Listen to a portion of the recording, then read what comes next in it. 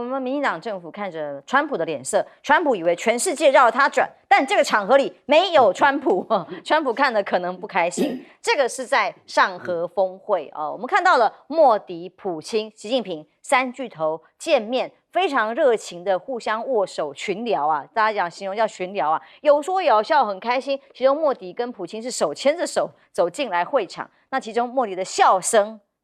叫做魔性笑声，手牵手进场之外表示好感情。莫迪在大家一群人聊天的时候，我很想听听看他的笑声，不知道这里可能听得到。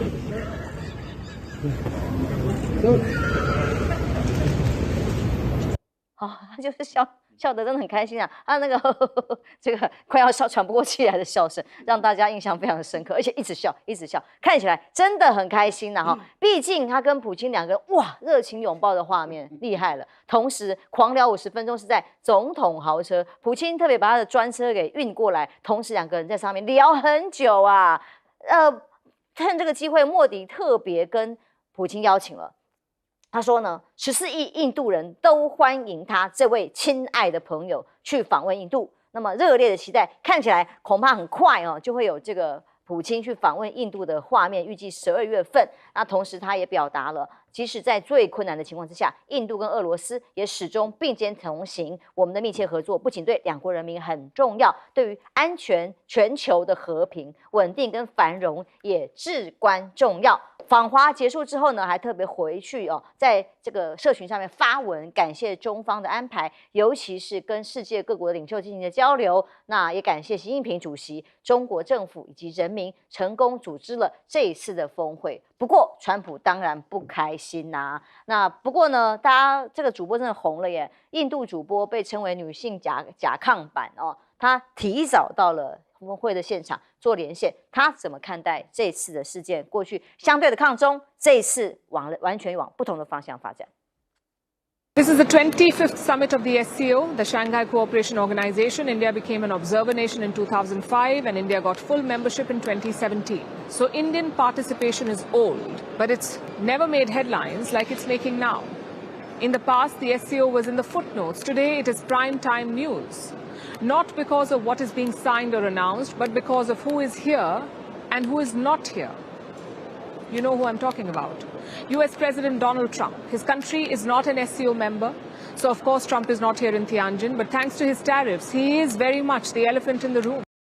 重点是谁不在这里呢？那就是川普啦。那甚至还受访受当地的媒体访问说，他认为中印双方未来蕴藏巨大的合作潜力，各自发挥优点，两国大有可为。这跟过去他一直批中抗中的态度已经不一样，因为现在敌人恐怕会不会是没有来的那个大象是川普吗？而川普这几天因为比较低调，比较少发文，甚至还被媒体社群传出死讯，他赶快跳出来说我很健康，然后立刻赶快发文骂谁？骂这个印度啦。他说印度呢收我们很高的关税，比起其他国家都高，结果大部分的石油什么的还跑去俄罗斯买呢。让他们现在呢想要给他高关税之后，想要提出把关税降到0或想要来和谈示好现在已经来不及了。他好像误会了什么？印度现在很忙，并没有忙着要跟美国示好吗？在做其他的合作关系。天津上合会，那被形容有8大成果跟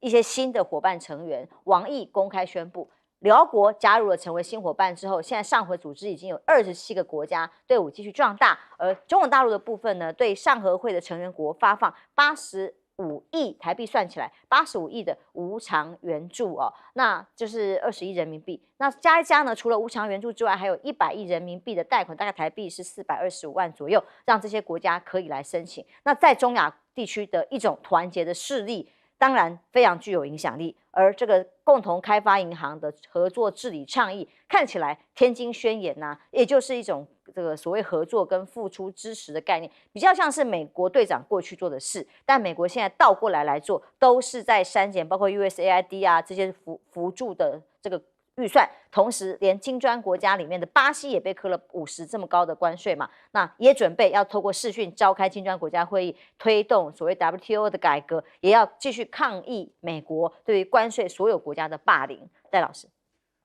川普一方面释放出讯息，好像跟普丁很要好到阿拉斯加去见面，双方而且很热情的这个握手而且川普亲自到机场去接然后很愿意去听普丁的意见的想法，然后要解决俄乌的问题。可他一方面又暗中的在整普丁为什么说暗中的在整普丁呢？因为他知道普丁的石油天然气卖出去有2大国家，一个是大陆，一个是印度，另外有少部分是卖到欧洲去那大陆是长期在买，所以你很难去怪大陆。第二个，他也不可能去这个给大陆施压力，因为目前大陆是全世界唯一就是你给我加多少关税，我就整你多少关税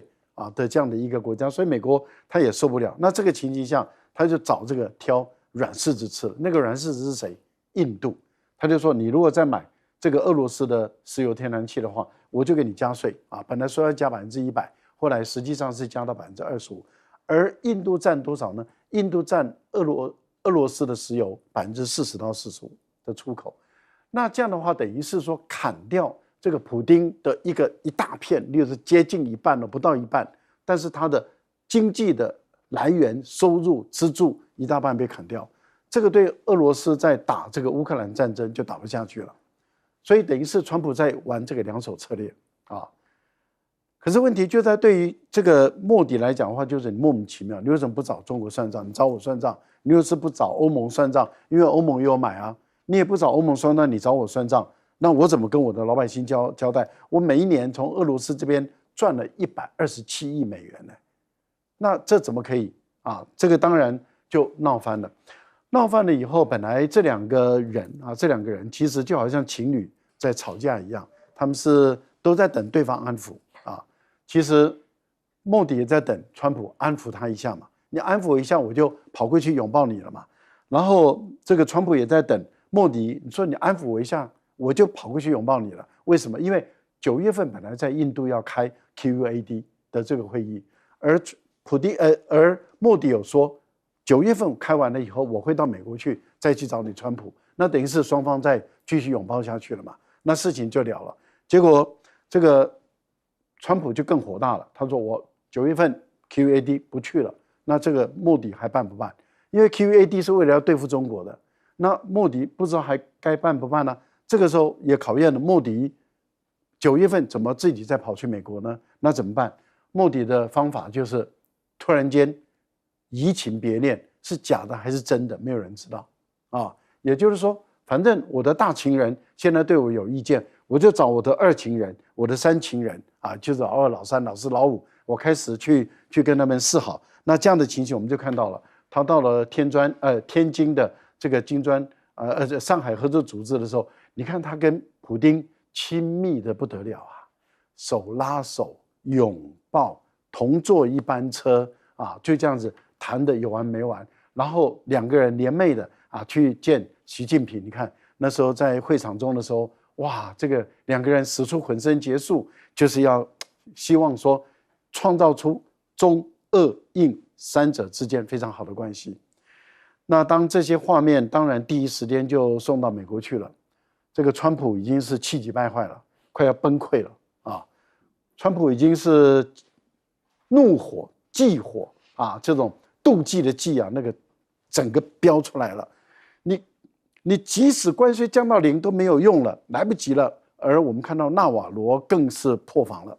纳瓦罗就崩溃的跳出来了。那个莫迪，你脑袋到底坏了没有你应该来拥抱我的，你应该来爱我的，你怎么可以去爱普丁？你就可以知道美国撑不住了那莫迪成功了，因为他最有效的让这个川普的嫉妒已经到崩溃的边缘，了不起，厉害委员的确上合峰会代表一件事情的意义，就是世界秩序不是川普说了算。我跟你讲，这里要注意一下，印度其实是他的外交非常灵活，不要说狡猾，这是非常灵活。他们做生意也是一样，这个搞外交一样，太灵活。今天如果美国稍微对印度让步一下了，我会告诉你，他马上就对北京就开始要冷漠起来。牵手牵给谁看？给川普看的所以他这次去是他很感谢嘛，就是说上合组织提供他一个演戏的一个场所嘛。你看他跟这个普丁这种样子，就这像在热恋的人一样，拥抱别人还牵着手，对不对？牵着手我们在幼稚园才干这种事，对不对？而且最重要的是，普丁也配合他演嘛，也需要他配合嘛，就进到车子里面，在车子里面谈50分钟，哎，如果是一对情侣的话，那真的是。对不对？所以你去想想看，这里面他们谈了多少秘密，他们面对面谈了多少的秘密，我们真的不知道。我相信美国大概他就是要让美国非常的生气。然后川普讲的话，其实也不是一个事实啊。他讲说，譬如说，普丁讲这个莫迪讲的，那你说原油啊，中国大陆买的比我多啊。按说天然气买最多是你的好朋友。是欧盟欧盟买最多，过来才是中国大陆，印度根本专门修理我，印度还在很后面，接着是日本，过来是南韩，过来是土耳其，过来是台湾，他都排在台湾后面了，所以他当然很火大。所以呢，川普就补一刀，这一刀补的实在是没有道理。他说你买武器，你都买俄国武器，其实你去严格看，印度这么多年买武器，他俄国的武器越买越少，越买越少，他买谁的武器多呢？你看法国，你看这次跟巴基斯坦打仗，他那个标风战机不就是法国的吗？还有以色列，然后接着跟美国，他其实跟美国正在谈几个大案子，所以跟俄罗斯买武器的那个趋势是向下走的。那你就会讲说，那他还怎么继续跟他买？我告诉你，武器不是买说我今天给你买，明天开始我不给你买了。你不跟他买武器，你的零附件怎么来？对，维修你的飞机、你的坦克车。那些零附件从哪里来？你的战车，所以说它的尤其是陆军的装备，你买了以后，你大概就很需要，可能要10年、甚至20年，你就要继续买它的零附件嘛。所以川普用这个一个理由去骂印度，印度当然是很不服气，而且坦白讲，对俄国来讲，谁买我最多就是最重要嘛。买最多了，像石油当然是中国大陆，那美国自己为了找下台阶，他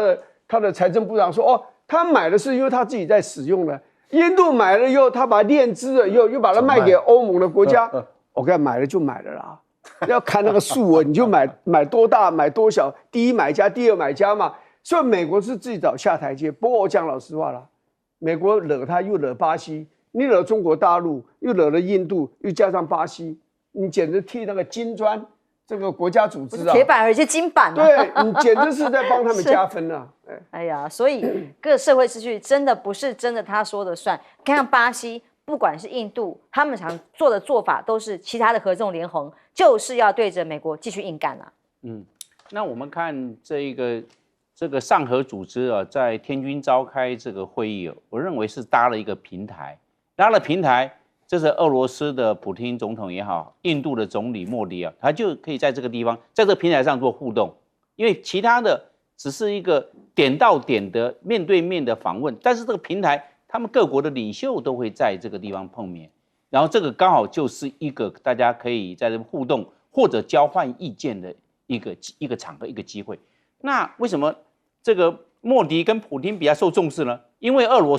斯是世界上领土面积最大的国家，1700万平方公里，这么大。然后印度人口最多，14亿3000多万人是印度人。那这样两个在那互动，又有市场，又有这个领土，有领土就是有资源嘛，它有这些矿的。而且这俄罗斯跟印度，它两个互补性比较高，竞争性相对的短。比如说，这个俄罗斯卖能源，印度就缺能源啊。印度现在都在这个工业发展，需要这些能源，刚好俄罗斯需要什么？俄罗斯需要钱，因为他在俄乌战争要打仗就要钱，然后卖这个能源刚好低价的卖给印度这些他就会处理，可能转手就赚了一笔，但是俄罗斯就进账。还有这个印度跟俄罗斯间，以前很多印度的这些武器装备是买俄罗斯的，苏凯战机、苏凯35还是 S400的地对空的飞弹。还有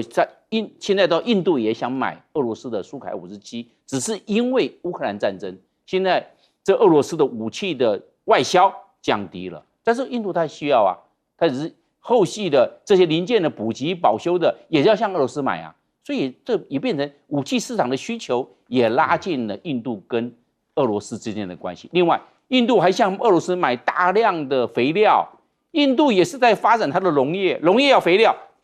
向俄罗斯大量购买。那这样的话，后来都是互补性呢，竞争性就不多，所以他们这边有相互的需要性。另外，我们来看呢，这是这个上合组织啊，一直聚焦在这个地方。我认为它还会继续它的组织会慢慢还会再扩大，因为这是个平台之后做出来的，感觉到平台好像功能蛮多的，不加入好像会吃亏。因为中国大陆也在大傻逼，这个送钱给别人，贷款给别人，好像不参加好像会吃亏所以我认为上合组织将来的这个影响力还有成员国还会持续增加当中。接下来看看印尼，印尼在一连串的这个抗争活动已经进入了第9天，哇，这个人死亡还有被逮捕人数越来越多，死亡人数增加到6个人，而被逮捕人数已经有1200人，而且呢，不只是单一的城市雅加达而已，各个城市都出现了各种的示威，而且都有冲突，整个经济损失根据政府方面的估计，至少已经达到了550亿的印尼盾。那在这个抗争的画面里头，还看到了各个的地方印尼人示威的升温，当然因为有一位这个外送员活活被撞死的画面，引起了更多的激愤，以至于让整个抗议都失控。那看到画面里，包括了地铁、公车站、派出所都被烧了，这些焚烧各个公共的区域场域去攻击，那跟警方产生冲突，已经是到处都有像野火燎原，连派出所都被陆续的不断被人闯入跟攻击，而印尼的示威暴动，现在最新消息已经到8个人死亡了。军队进驻到首都关键地点呢，还都部署各种狙击手，随时要控制这个失控的画面。但印尼的示威呢，联合国却谴责哦，他说根据调查结果，有过度使用暴力去镇压的情况发生，才会造成民众的死亡吗？为什么印尼的大规模示威会造成这么大的冲突，这么多的民愤呢？当然，主要是来自于一个相对剥夺感。因为印尼的议员呢，除了每个月有1亿印尼盾，大概新台币18.6万的薪水之外，还有每个月5000万的补贴，就台币9.3万的补贴去补助住房，都是最低工资的20倍。对比印尼人15到24岁，大概4400多万的年轻人里面，只有16%属于失业状况的，更何况都是低薪的状态，是泰国越南的2倍多还要严重。所以100万人口的劳动力只能投入非正规的工作，没有享有安全保障。所以这个画面是什么？是让大家如果网络上看到的这个画面，让大家非常惊悚，就是在示威很多的群众里，突然一架坦克突然冲过来，撞死当街，就在大家的面前活生生撞死一个外送员，民愤整个烧起来。印尼的暴动陆续在发生，越南专家甚至分析这是越南的公安部的前主任说，他认为其中有重要的角色是 CIA。美国中情局扮演的一个角色，影响了让整个活动产生了越来越失控。到底是谁引起了这些民众的抗议，而让整个社会秩序大乱？那么他认为主要是要削弱印尼在金砖国家上合会的影响力。因此印尼总统是第一时间只好宣布他不参加上合会了。这会让上合会美国在太平洋地区的利益受到了威胁，不如瓦解它。那2024年我们回顾一下，当时印尼的3组候选人里面，主要2组在对抗。那其中相对被认为亲中的普拉博沃，其实他跟美国关系也很好，只是他的副总统用了一个跟中国相对友好的总统的儿子当副手。那在美中冲突当中，一直希望保持不结盟，想要取得美中的平衡。而这位亲美的阿尼斯一般这样被评价，则是相对是唯一在美国完成大学学业，也是美国相对信任。难道是想要透过这一些不安定的氛围，让他自己属意的这个美国想要的候选人真的上来吗？想要亲美，把原本的政权给推翻吗？那其实国际社会很不安定，包括了阿富汗其实真的很惨，过去呢不停的在战火蹂躏当中，现在又有一个强烈的地震，强震规模6.0，透过画面看到这个震源深度才8公里，极浅层，造成了这个是礼拜一的大概11点多，快要12点的时候发生的，造成了812条人命被夺走，现在一定还在持续搜救，数字还在攀升，因为房屋倒了一片，你看都变成好像断垣残壁的情况之下，2800人以上还在持续增加的数字，都困在这个瓦砾堆里面受伤了。那依据阿富汗的需求，中国大陆说，我们提出了很多的能力，还有提供救援物资去协助当地救灾，而美方呢，则是相对只是发文表示对死者表示哀悼，口惠而不实，没有做什么。那以至于联合国还批评因为是美国削减了阿富汗的一些人道援助，其实也是因为美国去经济制裁而造成了很多人道上的这个议题，才需要再援助一些包括物资粮食等等。结果呢，因为2022年的38亿美元被大幅削减到现在不到8亿，当地赈灾产生了很大能力上的问题，直接希望趁机让塔利班下台嘛？这里是人间炼狱戴老师，这段时间大家的经济都不好哈。过得都不愉快我觉得主要的原因之一就是美国总统川普他的贸易战，他的关税政策，他对于全世界广收这个对等关税从10%到20%、19%，最高到50%，这样的一个情形，把全世界的经济都搞乱了，把全世界生产供应链都搞乱了。我们看到原本这个经济非常兴旺的亚洲的尤其是东盟的这些国家，他们的出口都受到这样那样的冲击。印尼不好，泰国也不好，这个越南也不好。我们看到大家都不好，其实马来西亚也不好。前段时间马来西亚也有抗议潮，泰国也有抗议潮这个缅甸也发生了政变，然后越南其实也都很不理想。也就是说，整个世界欧洲那是更不理想的，其实都一塌糊涂。现在就赌美国好，那问题就在大家都在估计下半年以后美国开始不好了，因为它的关税的副作用开始产生以后，美国会怎么样？不管如何，我们看到这个印尼的经济不好的时候，这个时候这个议员怎么会蠢成这个样子？在这个时候给自己这个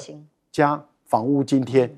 3000美元呢，每个月不是1年呢，每个月3000美元，在印尼来说的话，这个等级实在是落差太大了。您刚提到了基本薪资的20倍，就只是为了提高房租津贴，这个也已经实在是太超过了。那当然，这个是一个最后的一个导火线。可是是谁点的火？因为时机太凑巧，所以很多人都会从这个阴谋论里面来推，而且他这个阴谋论基本上来讲都有他的依据，都有它的推理在。那阴谋论一定往 CIA 来推了。为什么？因为刚好就在这段时间内，因为时机实在是太奇特了，太诡异了，然后刚好就很早，印尼的总统就已经宣布，他不但要去参加金砖会议上海合作组织的会议，而且接着他要到北京去参加93阅兵。那这2个讯号就代表，第一个，印尼它原来一直维持的是中立嘛，它除了是自己加入这个伙伴国以外也就是东盟的这个组织以外，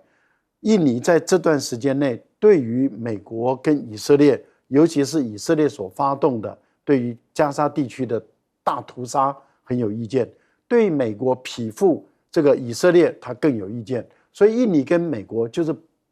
印尼的总统，印尼跟美国的关系是紧张的。好，但是问题来了，一旦紧张，印尼往中方这边靠的时候，大家就怀疑应该是 CIA 的手笔了，也就是要破坏阻止印尼的总统去参加上海合作组织，成为他们的伙伴国，再破坏他到北京去参加93抗战胜利纪念日。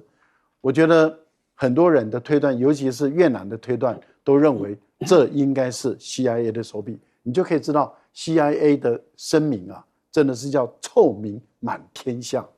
休息一下，马上回来。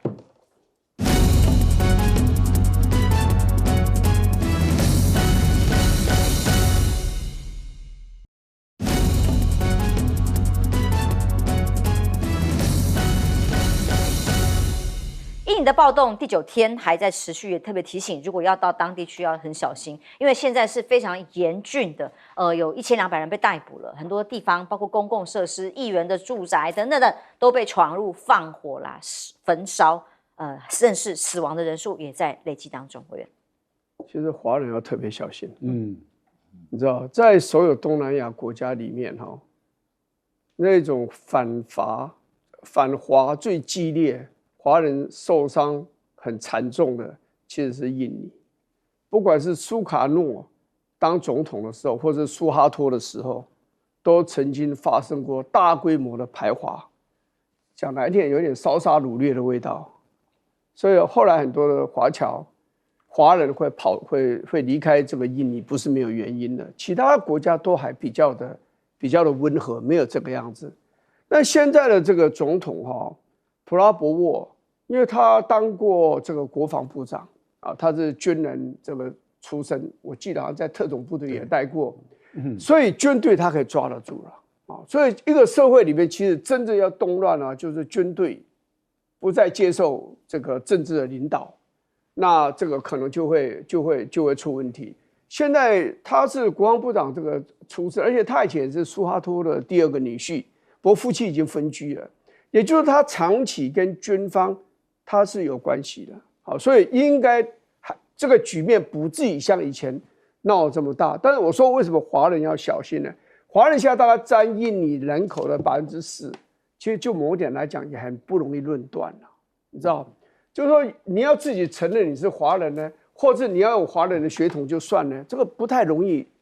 但是一般认为大概还有4%，大概就是1500万人了。说老实话，人数也不少。可是以经济上来讲，华人显然就是属于比较富有的阶级，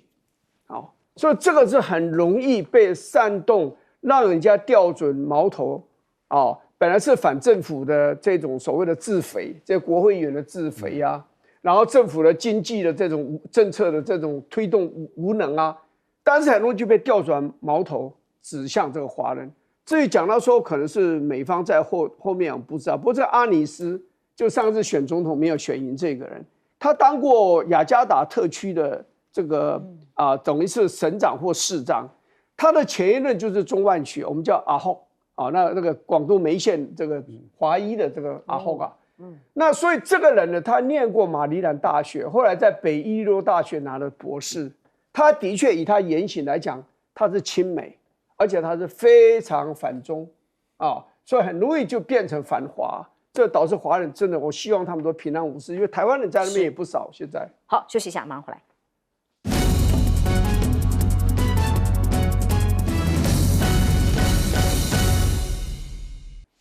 印尼的暴动现在看起来是越演越烈的，没有可以控制下来的这个趋势。因为积怨太久了，我们知道印尼人口非常多，2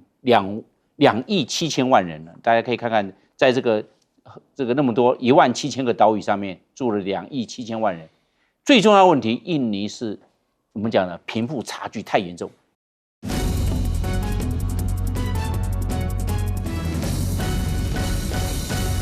观众平安，欢迎收看 TBS 新闻大白话，我是王浅秋。首先介绍这一节加入我们讨论最新国际以及国内大白话的来宾，第一位是国际战略学者林玉芳，大家好；国际政治专家赖岳乾老师，主持人好，观众朋友大家好；前空军副司令张延廷将军，主持人好，大家好。来看看近来从726、823尤其是823的过程当中，这个二创影片带给大家非常多的欢乐。那其中中分头内外交迫，也让大家看看这一段新影片，带给大家很多的有趣的分享。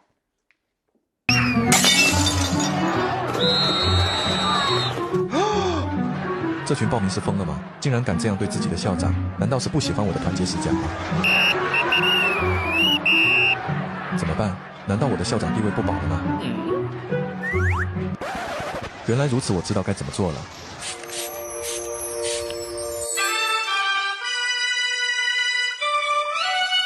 子民们，你们的中分校长回来了，看我的中分，一点都不乱哦。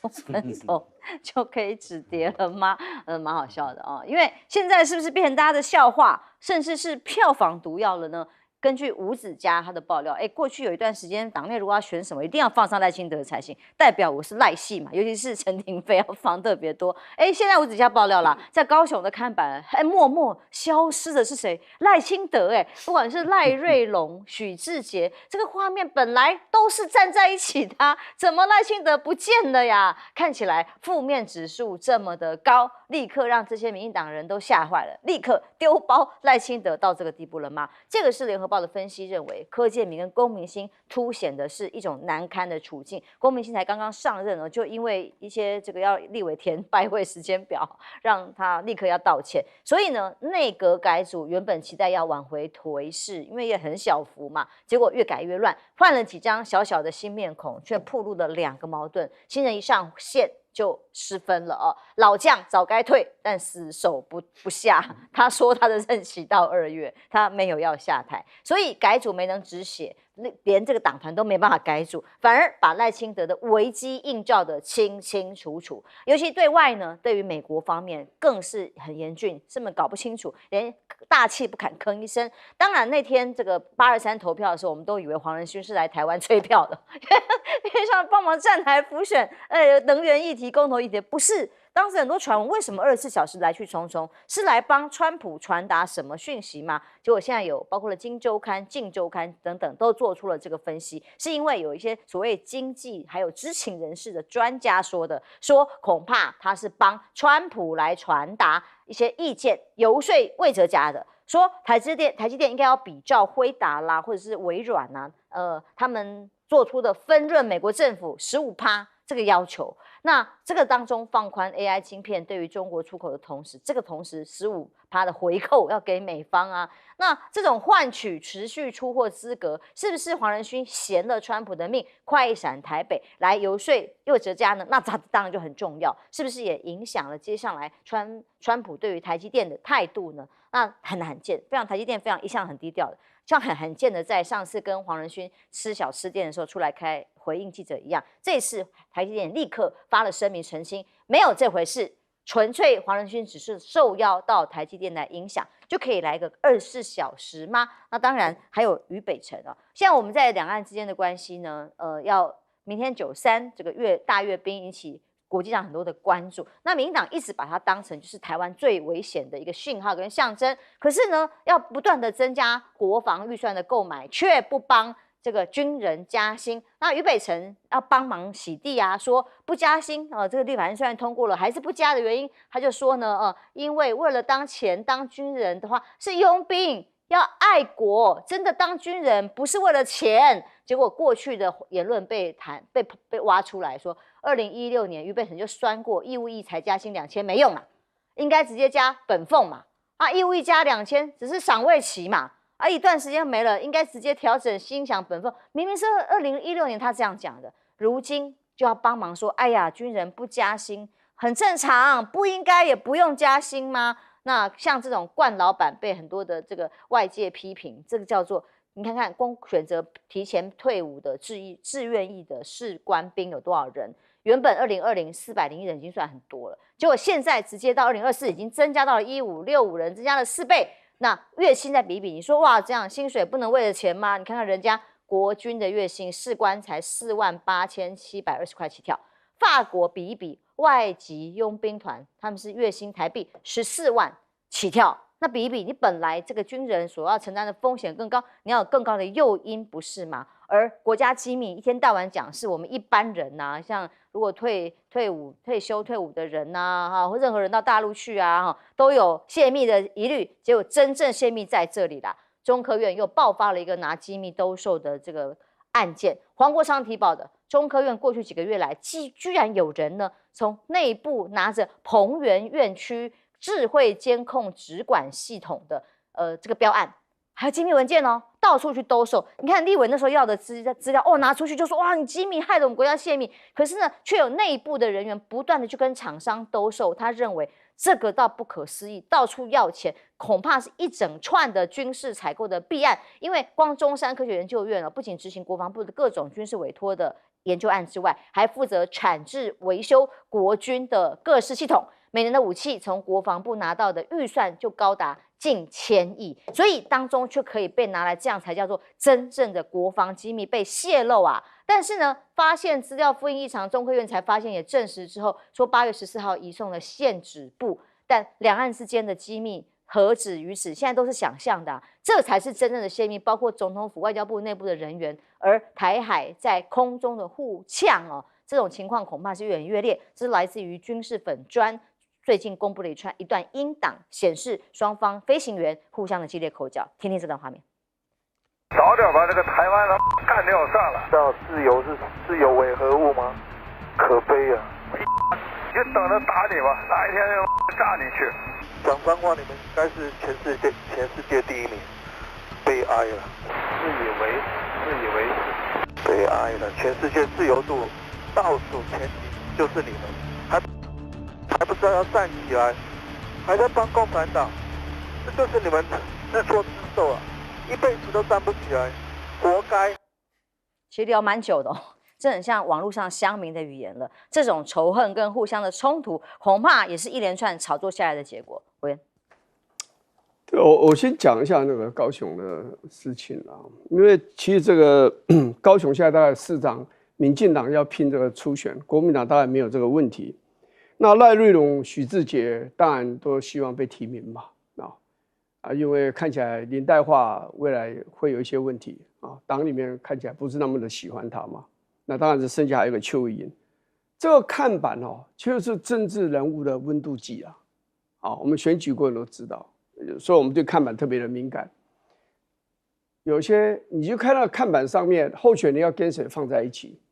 被放在一起的那个一定是在选区很受欢迎的人，至少是没有争议的人。但是多数是当红的榨汁机啊，最受欢迎的找你去挂这样子。那现在你把这个赖总统的这个照片拿下来，然后挂上你自己的独照这样上去这坦白讲也蛮冒险的你这样做的结果不可能人家都不会发现的也不可能人家不会去告诉这个赖总统的。那为什么要这样做呢？当然他们就有很现实的考量嘛，就觉得说你现在民调低了嘛，所以呢我跟你连在一起的话我就要倒霉啊，所以我就干脆先不要挂，然后过一阵子你民调可能高了我再把你放回去，或是哪个人民调更高，我们民进党里面我也把它放上去，大概就这个样子啊，这是很现实啦。不过这小地方就看出政治是有很现实、很无情的那一面了我对吴子嘉不是对吴子嘉，我对这个俞北辰讲这个话，我是感慨很深的那以前当军人很多是什么？是来自哪里呢？职业军人考官校啊、幼校这些。眷村，他的爸爸可能是军人，他的祖父可能是军人，所以他认为像他的祖父、像他的爸爸一样当个军人这个保护中华民国这个他认为是一件很光荣的这样一个事情，而且也会变成文化。你在眷村里面你就是除了军队以外，军人味道最浓的地方就在眷村嘛。左边呢可能陆军官校，你的邻居；右边那大哥哥可能念空官，所以你就很容易就跟着去念军校。但是你不能期望，你现在再继续回去再做调查我相信眷村当然也很多都已经改建了啦，但是呢，就是军人背景的住在眷村，现在如果依然在的，他孩子去当军人的比例，我认为会降低很多，会降低非常少。所以我们要去讲一件事，就是说，你俞北辰是认为说，当军人也活该，就是职业军人就是活该要倒霉你贫穷那是应该的。我说这是不对的。我告诉你，当军人自己拿的薪水很微薄，自己很辛苦以外，你家一点不辛苦吗？搞不好你已经结婚了你还有小孩怎么养活他们你的爸爸妈妈呢？要不要人养活呢？所以多给一些钱。我告诉你，当军人是很不自由的。很多年轻人为什么不愿意当军人？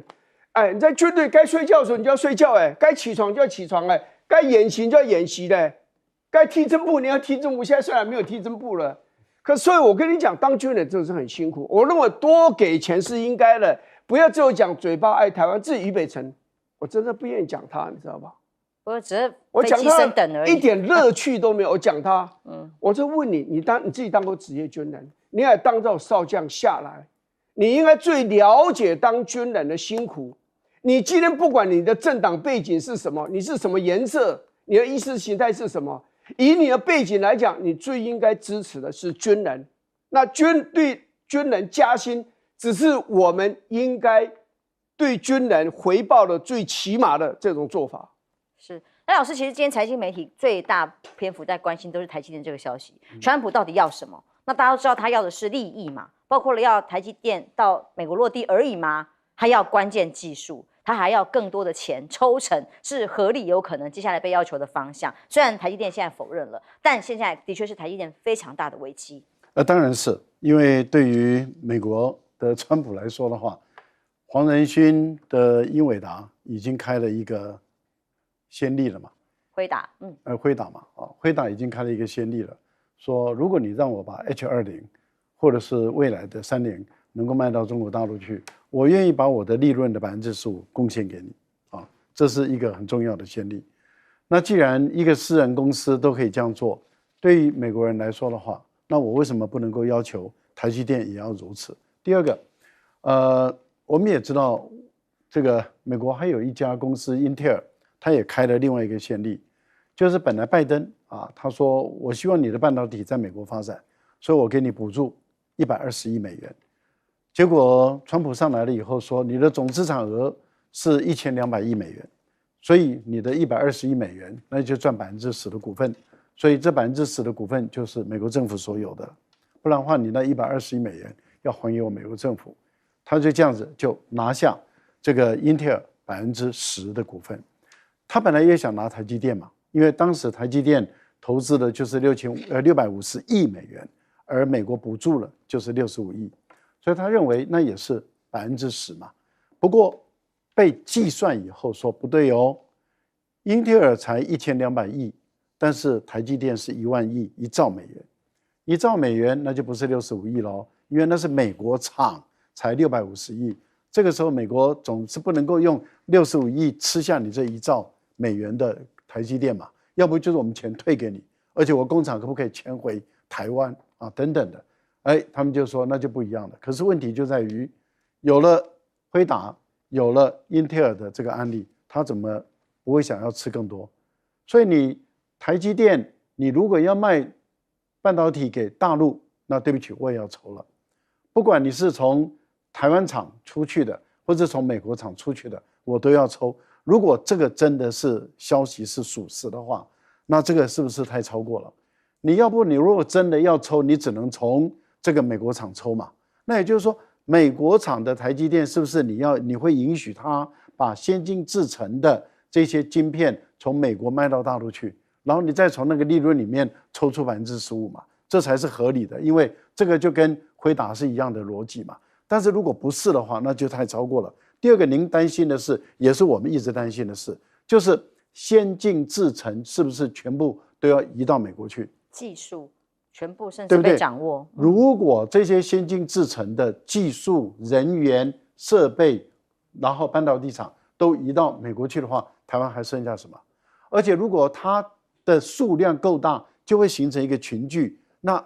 台湾的所有的上下游厂商是不是一大片移过去了？那台湾更剩下什么？我觉得这个部分里面对台湾来讲一定要守住，这很重要。另外，俞北辰有时候我们觉得，坦白说，不能够以你的今天去批评你的昨天。为什么？昨天你当佣兵，因为他自己认为说，自愿役的职业军人就是佣兵嘛。昨天你当佣兵，你要求加薪，你今天不当佣兵了，你当了这个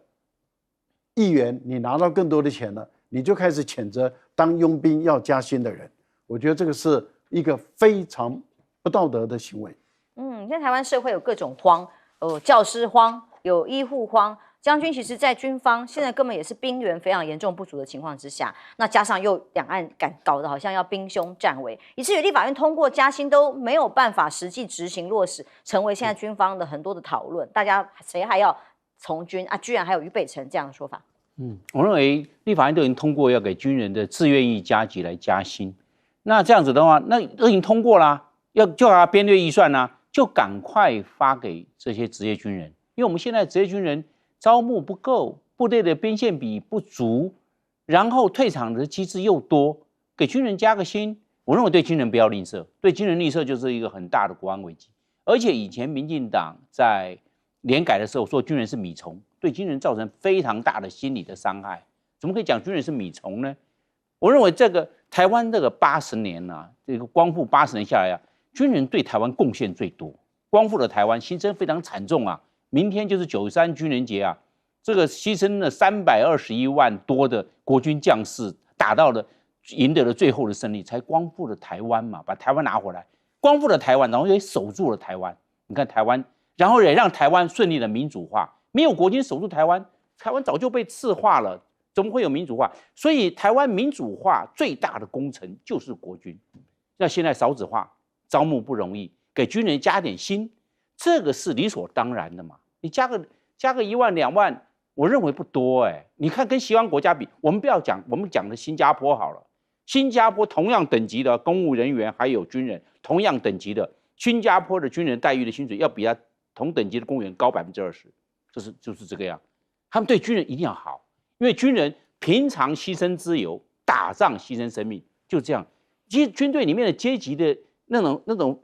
分层非常明显呢。你阶级越低，你经常被管、被限制，很多事情是没有办法按照自己的个性、自己的意志去做。因为军队它是很讲究的是严谨、严整，讲究的是命令，军令如山，军纪似铁，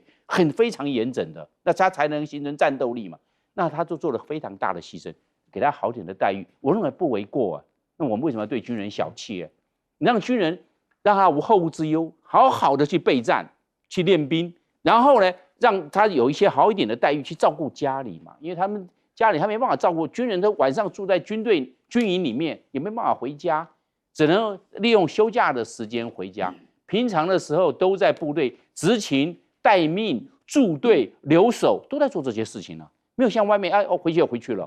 下班就走了，不是拍一拍就走，不是这个样子。所以，我们对军人我们要另外的角度来思考，尤其在少子化的现在，我认为当个军人想要去招募，我认为不好招了。一个家庭里面就是一个宝贝，或者是只有2个宝贝，他怎么会把他的孩子轻易就放到军中去那边接受那么严格的磨练呢？那另外一个我们来看呢，就是这次内阁改组，我认为该换的人都没有换。你看那个，我认为内政部长他一直要想改名，把中正路拿掉，要花多少几十亿来改中正路的名字？你看他没有换掉啊，为什么没有换掉？我认为最应该换的是他。我认为行政院长也要换掉啊。现在立法院通过多少，行政院都复议又失败，那该下台了。大罢免本来就是他要去背锅啊，大罢免大失败，因为行政团队完全荒腔走板，没有行政能力嘛。行政院副院长要换掉啊。到美国关税谈判，就有没有谈判经验，也没有经济的背景，就谈判，结果谈判的结果，这个一无是处，让我们台湾的现在的企业界，我就问过他们说生意好难做哦。他们现在是做一个礼拜上3天班，其他我们讲无薪假，